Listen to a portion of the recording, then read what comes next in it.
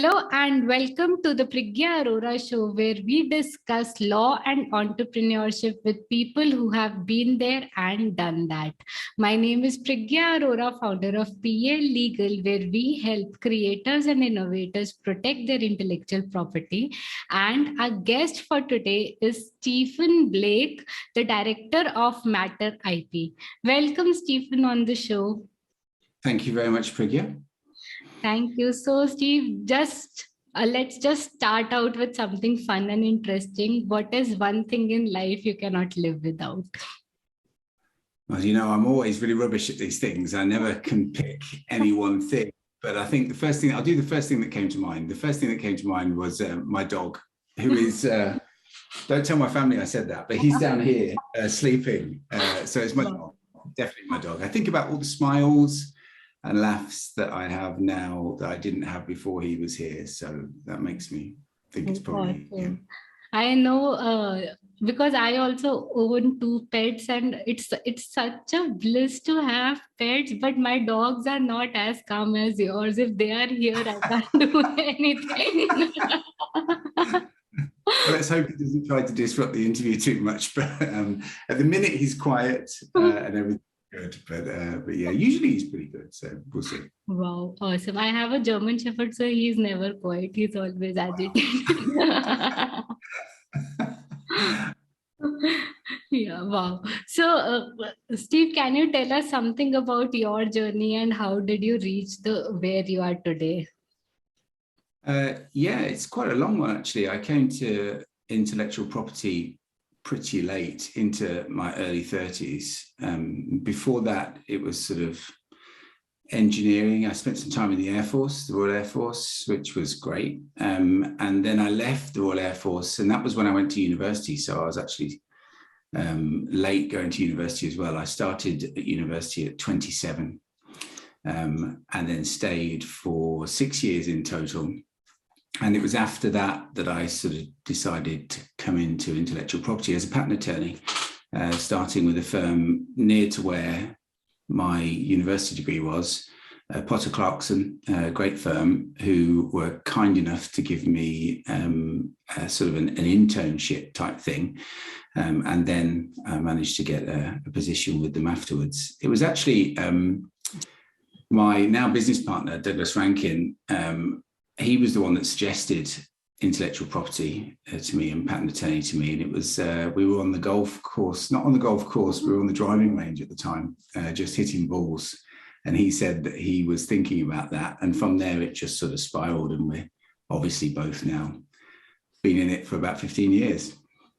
Wow. So, Stephen, mainly this podcast is so that people can learn from our journeys and the guest, whoever is here. So I have 2 questions from whatever you answered to right now. So first is like, I know people think it's too late to change careers. So what is your take on that? Because I believe it's never too late. The moment you realize that you want to start something, you should do it. So what's your take in that? And what were the challenges you faced while switching to the career? Yeah, I would agree with you. It's never too late.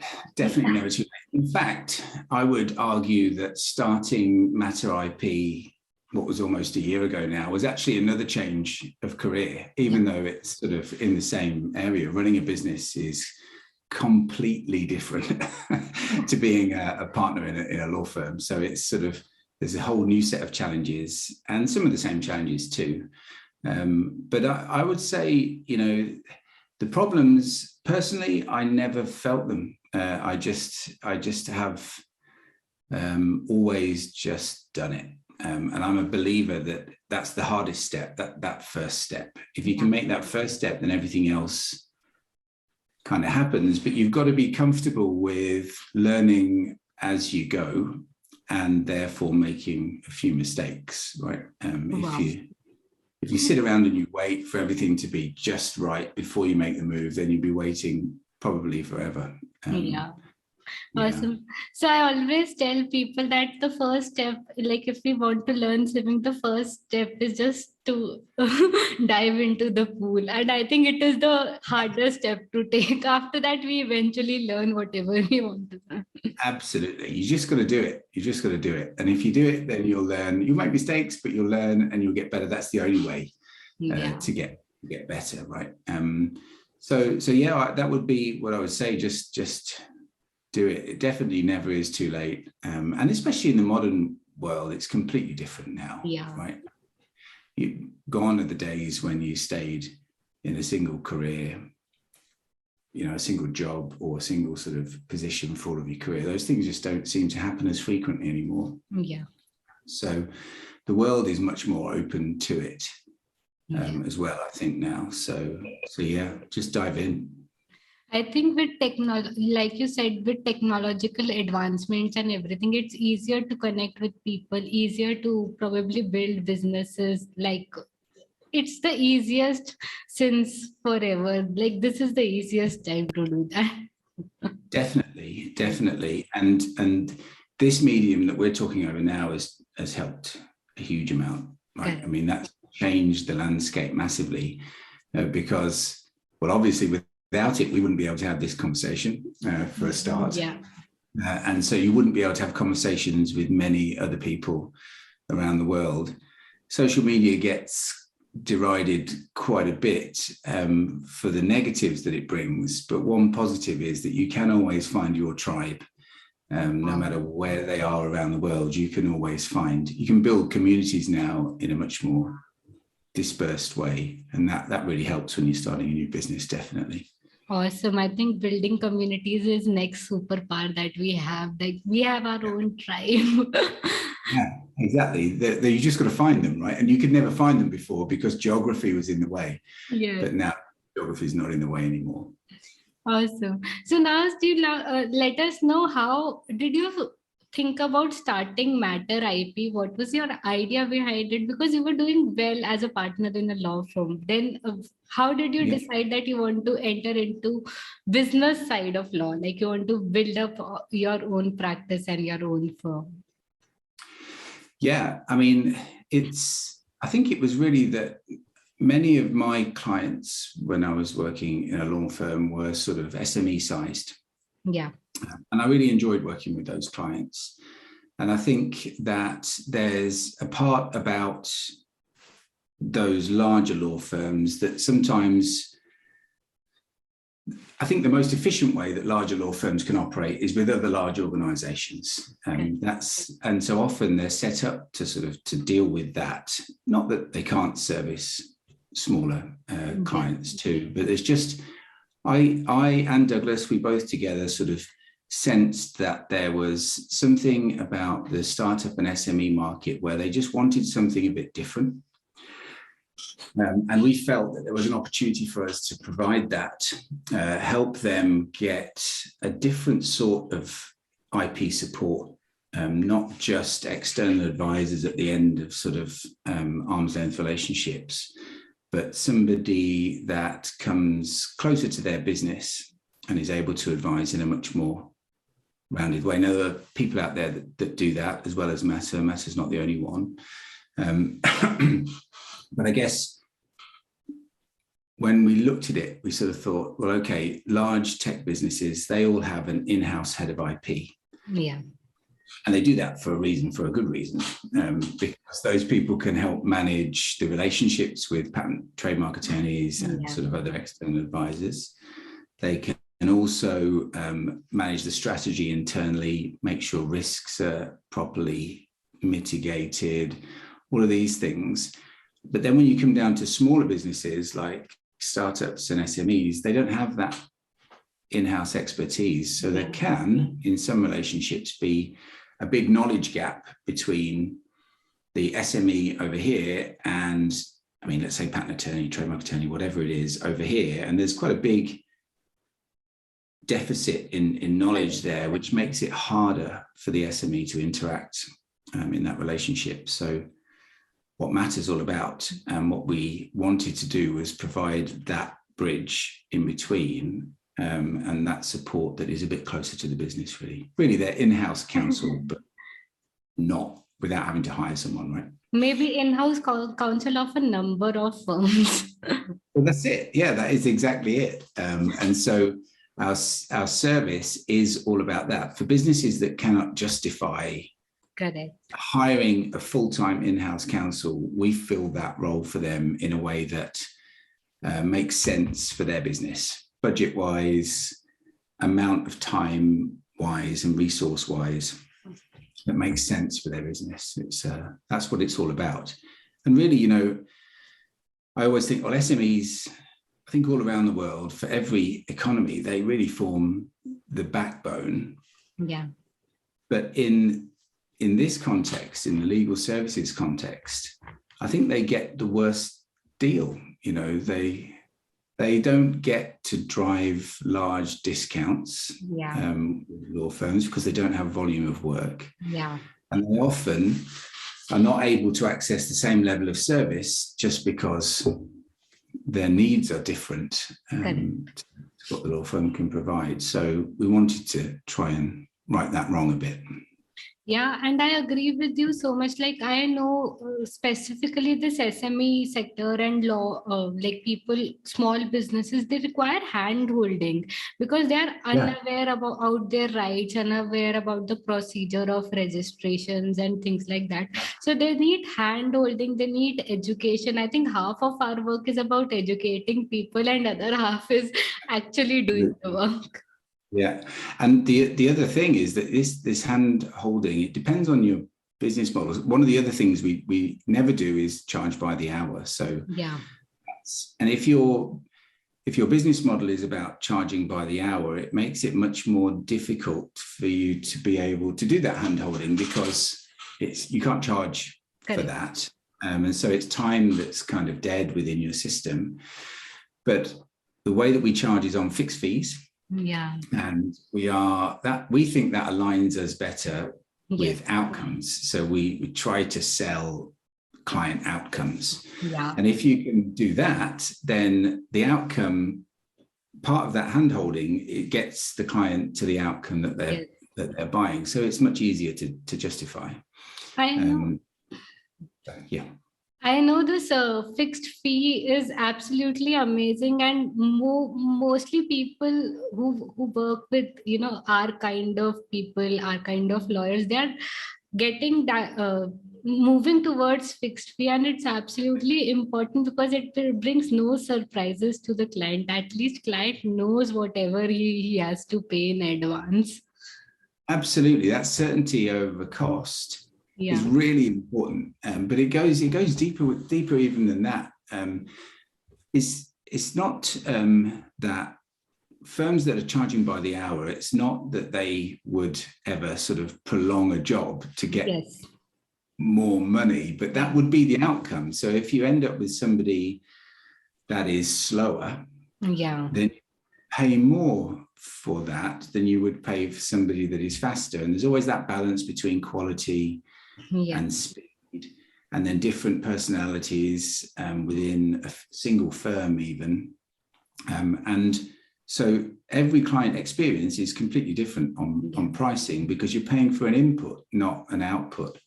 It just doesn't make sense. So it's certainty, yes, but it's much more than that. It kind of aligns. It's about alignment with what the client wants to achieve, right? I posted on LinkedIn a while ago, there was a great story about a golf pro that I got from Jonathan Stark's podcast, Ditching Hourly. I don't know if you listen to it, but it's really, really good. I will definitely.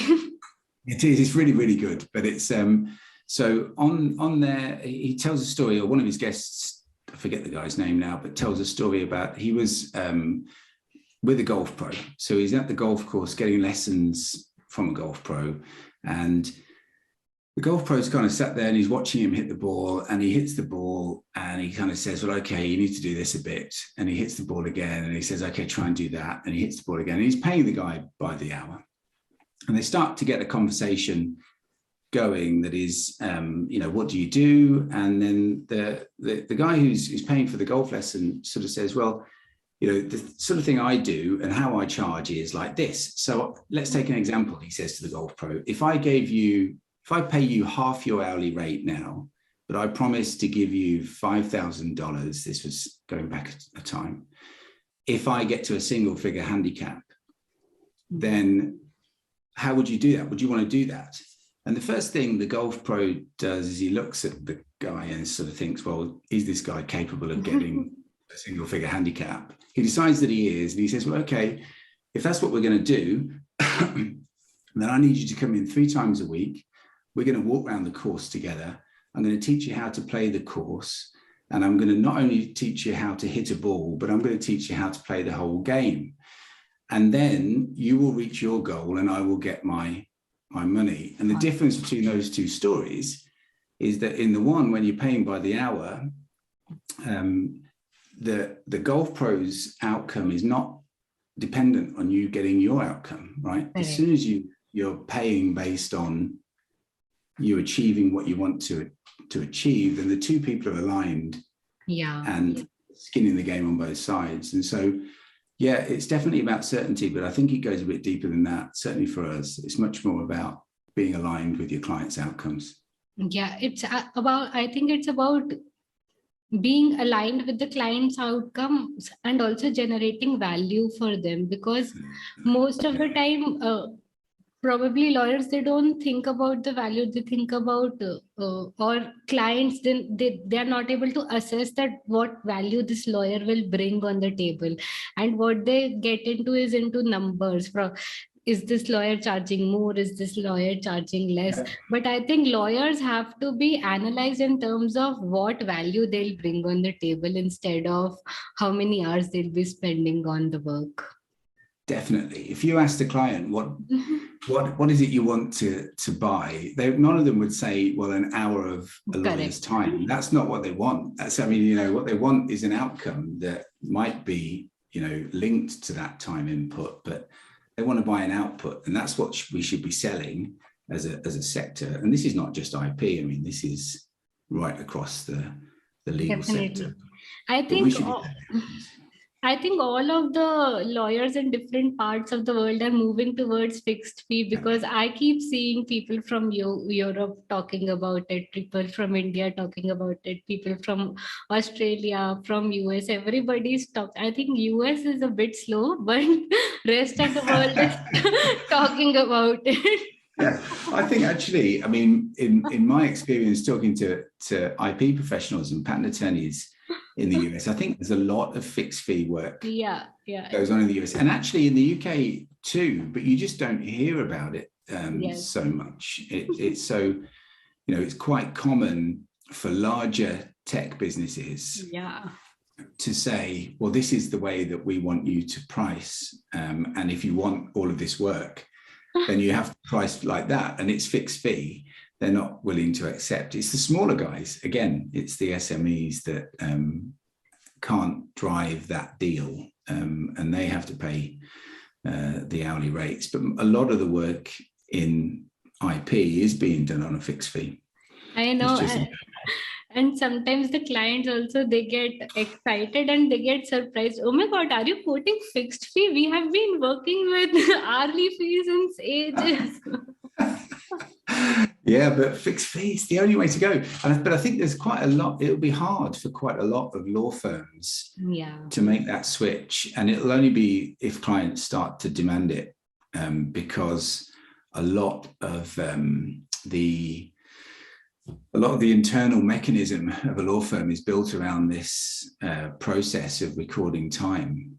And that's the other crazy thing, right? Is that actually it's less efficient for the firm as well.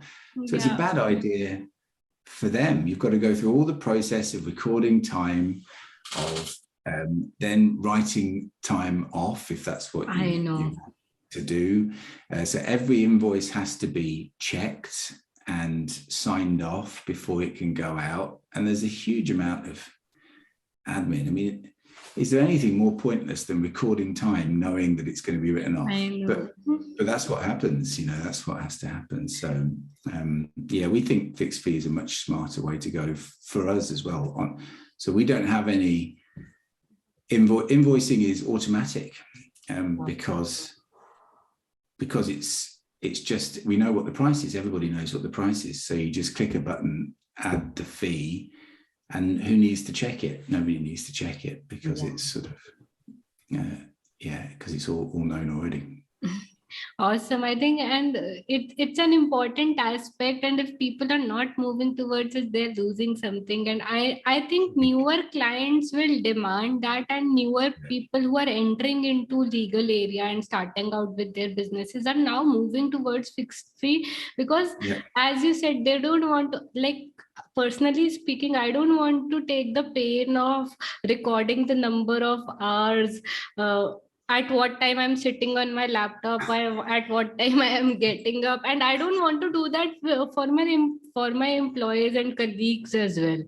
I want people to live with freedom. So what is freedom for them? That they're given a work, they do it religiously with all good quality and produce a quality work and valuable work to the client. So I don't mind if they spend less time doing it, more time doing it, but at least they're providing quality work. Absolutely. And there's this myth in the legal sector that you can't monitor performance without without understanding how many hours someone's putting in. But every other job manages to monitor performance without knowing how many hours everyone's spending, every 6 minutes that everyone is spending on a particular thing. So it's not true that you can't make sure that people are performing if you don't have an hours number for them. It's just not true. And so like you, it's the last thing that we want in our business, the last thing. Awesome. So now let's move towards IP and have some discussion around IP too. So what do you think are general, we discussed that, small SMEs and small businesses, they require hand holding. So what according to you is the most difficult thing for the inventors to understand? I'm sure you must be receiving a lot of queries, and for some of the queries you feel like, oh my God, it's so difficult to make them understand about this. So what is that one thing when it comes to IP? I mean, the one of the big things, I think there's quite a lot because it's complicated. Right? IP is complicated, probably unnecessarily so, but it's pretty complex. And so anybody coming into the field of IP, if you've not got a background in it, I mean, how long does it take to train a patent attorney? That gives you an idea. It's like 5 years or so. Right. And even then, are they really competent to be doing things on their own? So you see that even somebody who devotes their entire life to it for 4 or 5 years, they're still not the finished article. So that shows you how complicated it is. So there's a lot to understand. I think it would be a bit unfair of me to say what SMEs do and don't understand. But I think probably if I was to say one thing to start is breadth. So if you're a technology business and you're coming at IP, don't just think patents. Okay. Yeah. There's a lot more to this than just patents, and that's a really, really big thing. So understanding how broad the topic is, and trying to make sure that you get some understanding of that, and then you're able to protect it across that breadth. Yeah. So let's look at all things, and trade secrets are pretty hot right now, and that for good reason, because I think we've relied on patents for too long, and for many businesses they simply don't work. Software businesses being an example, and for other businesses they don't make sense. Getting a patent has a downside. In that you have to publish what you do. Right? And so for some businesses that doesn't make sense. For some businesses it should be a mix. I would definitely say that get an understanding of the breadth of what you actually own. And the other thing as well is the importance of extracting intellectual property exists in people's heads, in people's brains, right? And it's no use to anybody there. That's like, I mean, what it is, it's of use to the person who's got it in their brain. And whilst they're working for you, maybe it's of use to your business as well.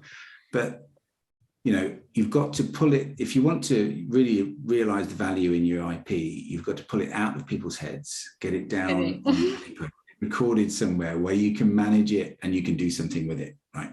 So those are the two things I think I would say. You know why I'm laughing? Because I have had clients who would not let me record the discussion or take down notes, because they'll be like, oh my God, we can't let you do that. I said, we need to do drafting. How would we do that if we don't know the technology? Exactly. So you've got to do that. And it's even more important with things like know-how, right? Because that is...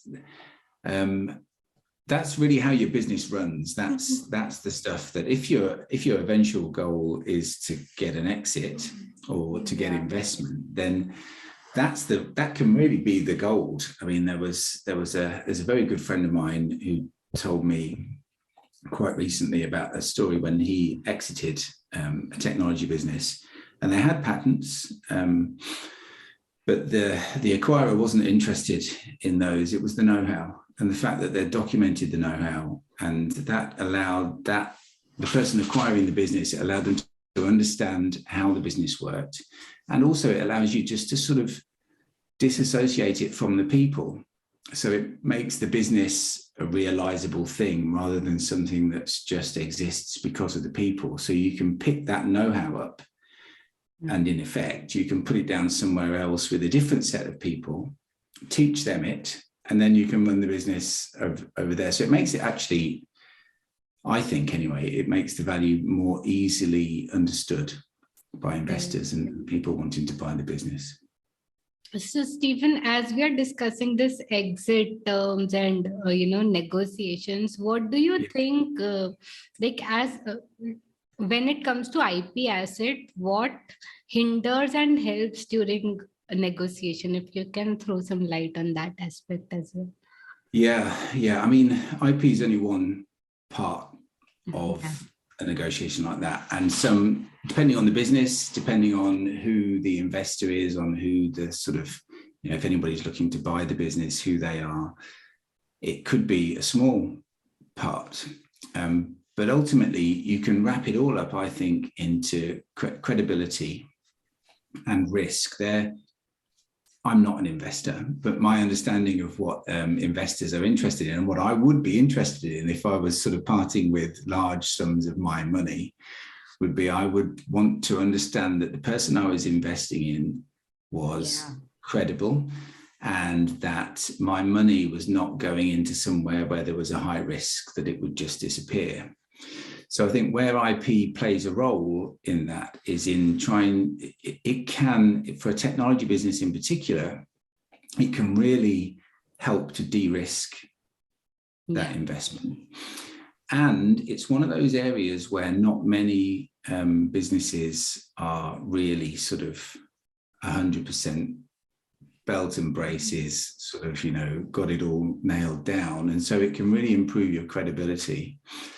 And the effect of being very credible on IP then sort of expands out into the rest of your offering. So I think where I would say it can go wrong is if the IP is not there, then that's an additional risk for an investor.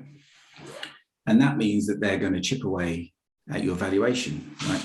So they're going to say, this is a higher risk for me, therefore you're not worth as much, therefore I get more for my investment.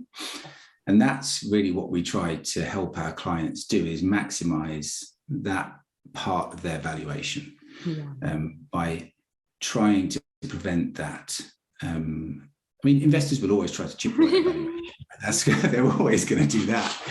But if you give them fewer avenues to go down for that, then you increase the chances that you're going to get a higher valuation.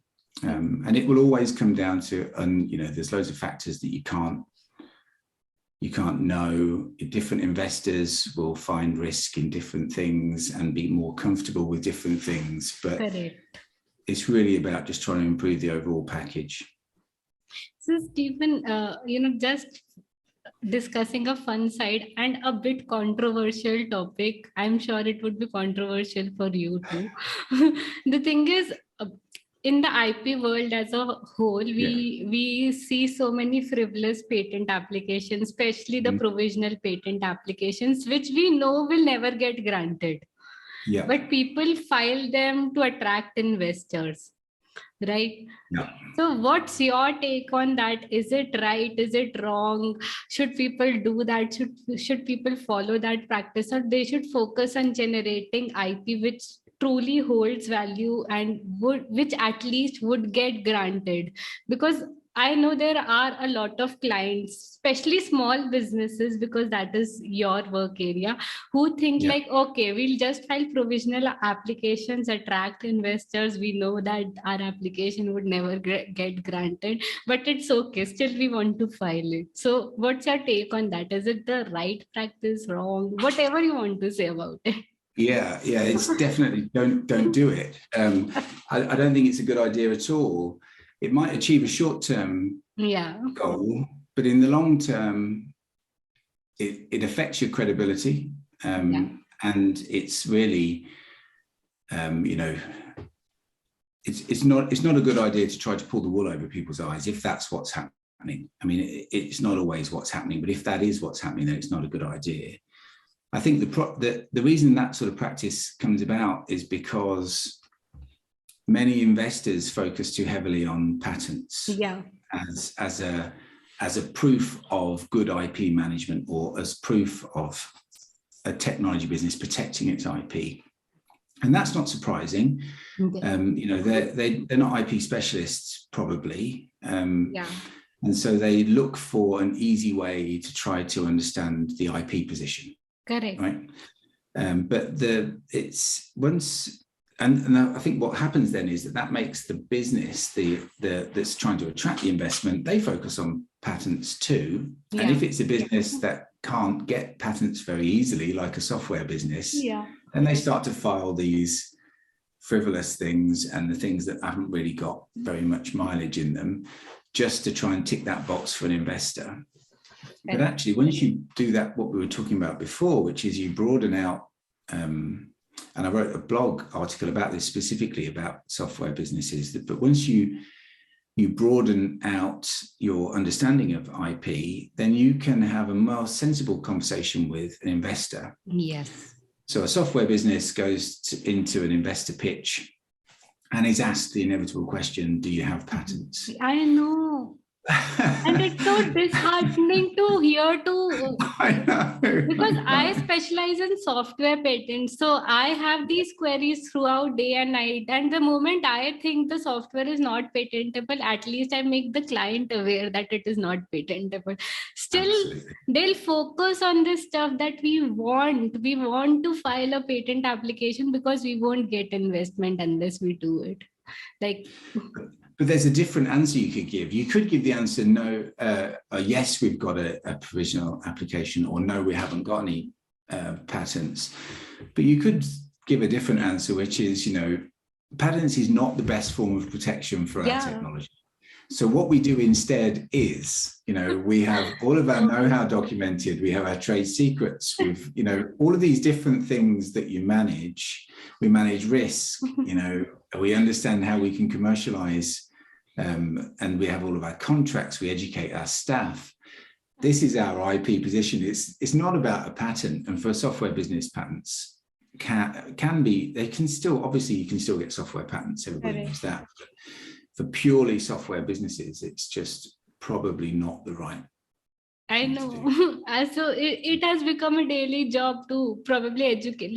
That's why I told you, it's like we have to educate people more than we have to do the work. So it's like 50% of our work is about educating them. But still, I think in investment industry as a whole, they have a specific mindset, as you said, that if certain person has a patent, it has a lot more value than other IP, which I think has to break. Like, this mindset has to break, and it can only happen from education and awareness.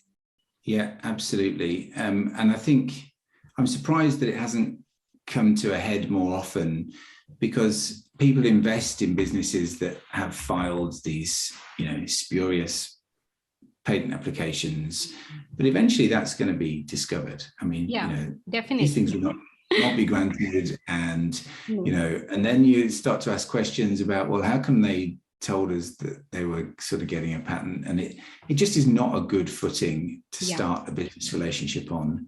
So my advice would be to understand whether you can get patents, whether you should get patents, and think more broadly, protect your IP much more broadly, so that you've got a story to tell about your IP. That's what you want. You want a credible story. And if the law won't allow you to get patents, then there's nothing you can do about that. And an investor shouldn't mind you saying that, we can't get patents because the law won't allow it, but this is all the stuff that we do. That should be okay. That should be a good story. And until, like you say, until the investor community becomes better understanding that, then I don't think the companies that are seeking investment are going to follow suit. It's a brave move otherwise. Definitely.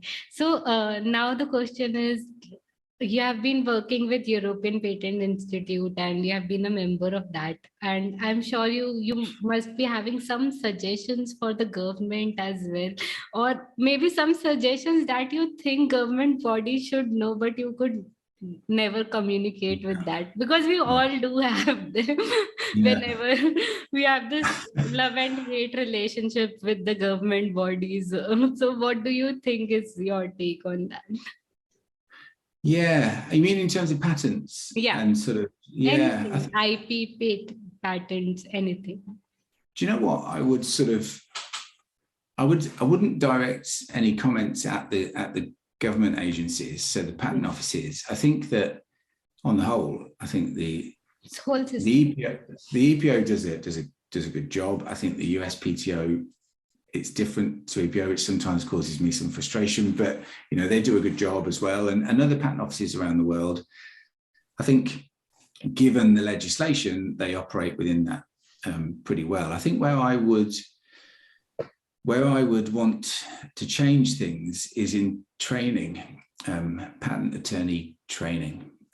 It's too narrow, and the patent profession as a whole has kind of, it's very inward looking. It thinks that on the whole, this is not true of everybody, and I'm sure lots of people will say will tell me that it's not true of them. But it's on the whole, it kind of it thinks that IP and patents are on a Venn diagram kind of completely overlap. That patents are IP, but it's not the case. And there's so much about IP that patent attorneys need to know and should know, but they don't get trained on. So that's one part of it. The other part of it is just basics of running businesses.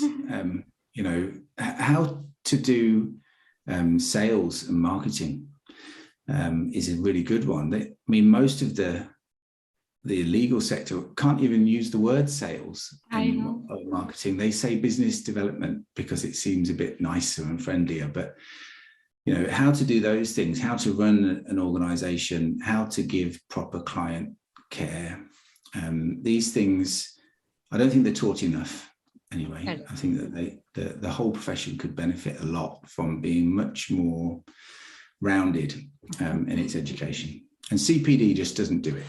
Yeah, definitely. So I think it's a universal, I think, concern that even I think, and I am, I say it very, very bluntly in front of everybody, that we need lawyers who know business.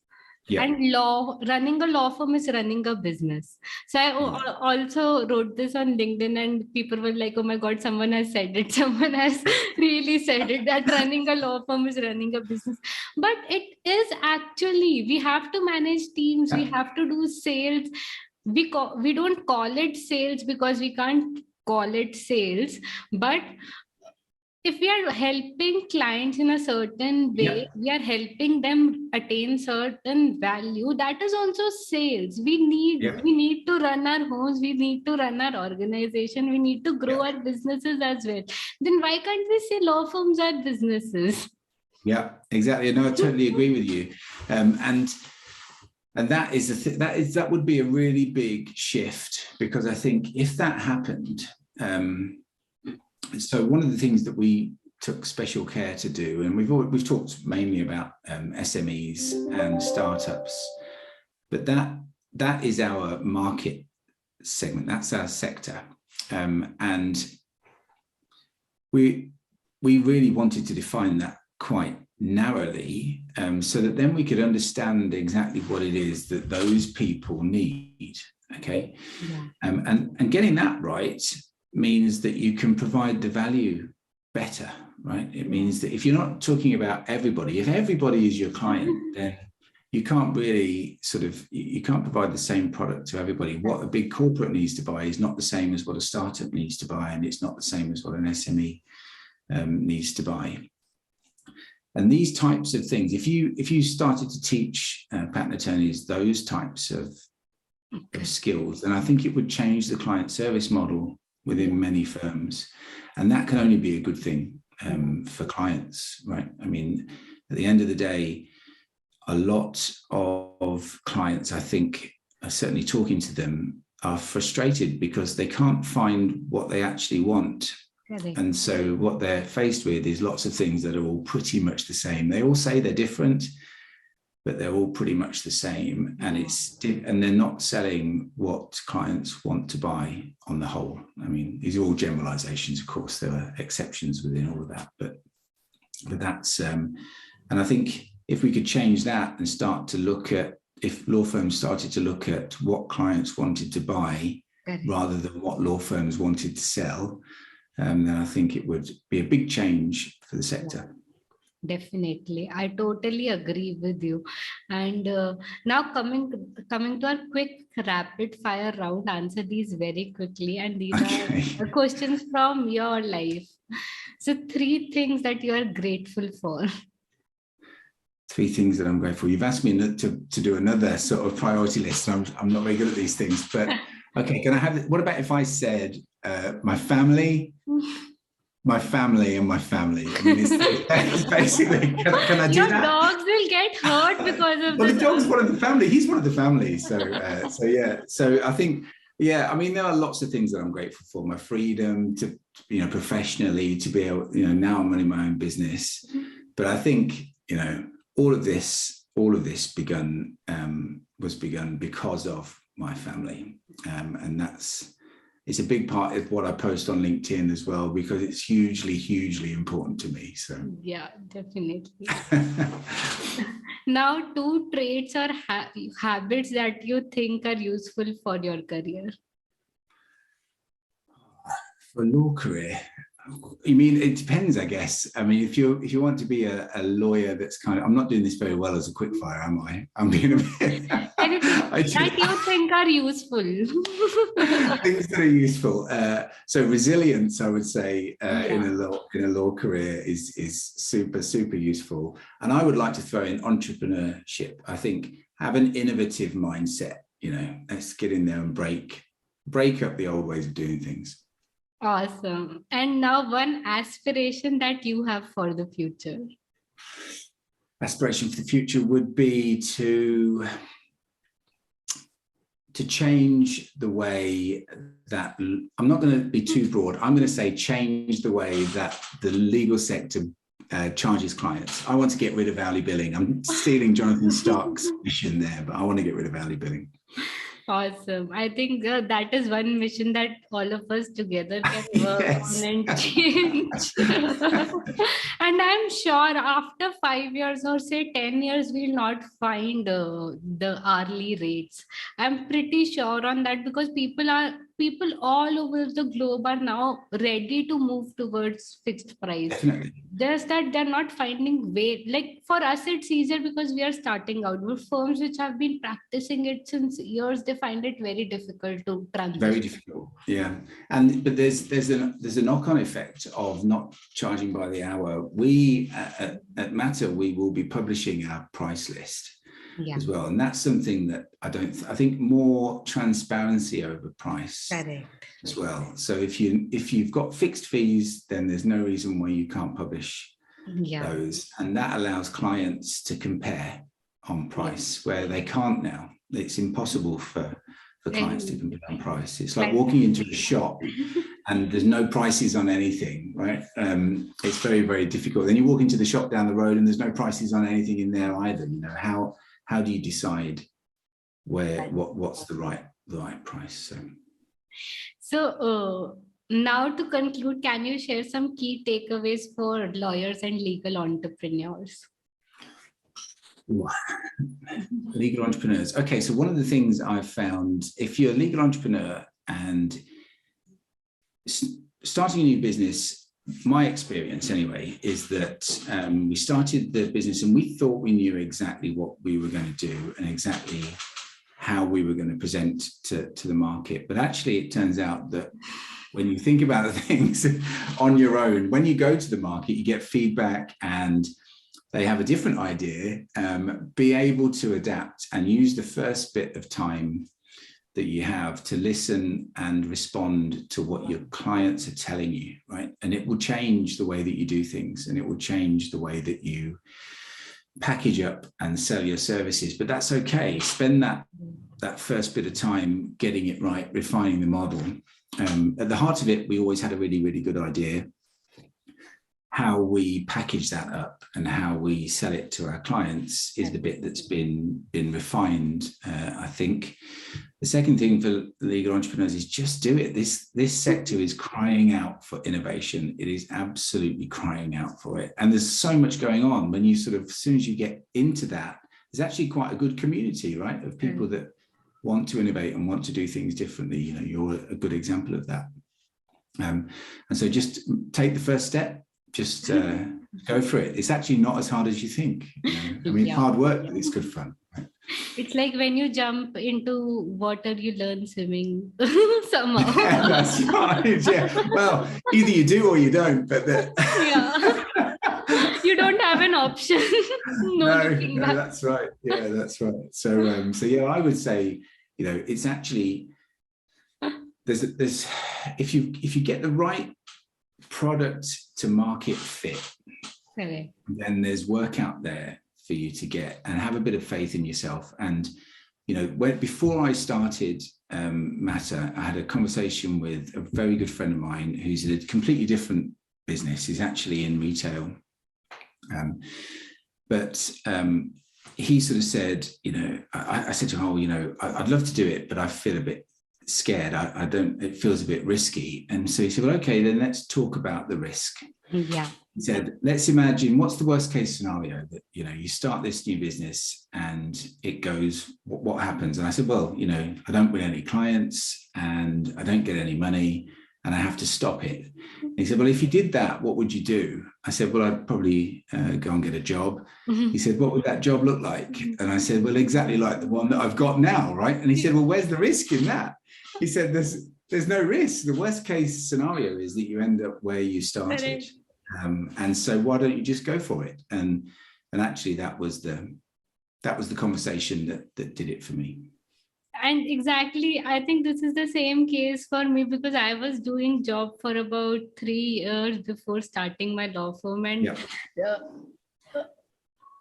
there were chills in my body that, okay, I'm going to quit my job and start my law firm. But then I thought about the exact same thing, like what is the worst case scenario? I can always come back to this job. My boss and I had a very good terms in terms of he liked my work, I liked the firm. So I knew I could anytime, like even now, if I feel I want to go back to the organization, I know people are waiting there for me to come back. But the thing is that there was no risk, but the risk is always here in our minds. Absolutely. I think there's an amount of fear of failure in public. Yeah. It's not the actual sort of, there's a really good book that I'm reading at the minute called Skin in the Game by Nassim Taleb. And in that, he talks about having to you've got to pin your colors to the mast. You've got to be out there and you've got to say, this is what I believe and this is how I'm going to do things. And there's a social risk in that failing. And that's the bit that I think is more terrifying than the actual financial part of it, looking foolish, looking silly. But that's not real, just go for it. Similarly, there was a concept I read about. It's called imaginary fear, that things haven't happened yet, and it's like we are imagining in our head, and it's all about imaginary fear that hits us. A future fear that it's a fear of a future thing that might never happen. That's right. Yeah, exactly. And I think that's what holds lots of people back. But there's loads of space to do it. And I tell you, I did a poll on this on LinkedIn recently, and it was a mixed set of responses, but I've never met anybody that has left and started something on their own that then said, I really wish I hadn't done that, even if it goes wrong. Yeah. The things that you learn, the people that you meet, and you will get some clients. It might, if it goes wrong, then it might not be enough to sustain you. I don't think that's very common. But even then, you'll have some clients that you can take to another firm. You'll have met loads of people. You'll have learned loads of things. The upsides much outweigh the downs. So as Stephen said, just do it, and it's all about the game you play, and be happy. Take it like a game and play the game. So thank you so much, Stephen, for being on the show. I'm sure the audience will love this podcast. Okay, thank you very much. Thank you for asking me. Hey there, thank you for attending today's session. If you enjoyed today's session, do follow our channel and consider sharing it with a friend. My name is Priggya Arora, daughter of inspiring parents, alumna of IIT Kharagpur, engineer turned lawyer and entrepreneur, and now founder of PA Legal, where we help creators and innovators protect their intellectual property. Thank you.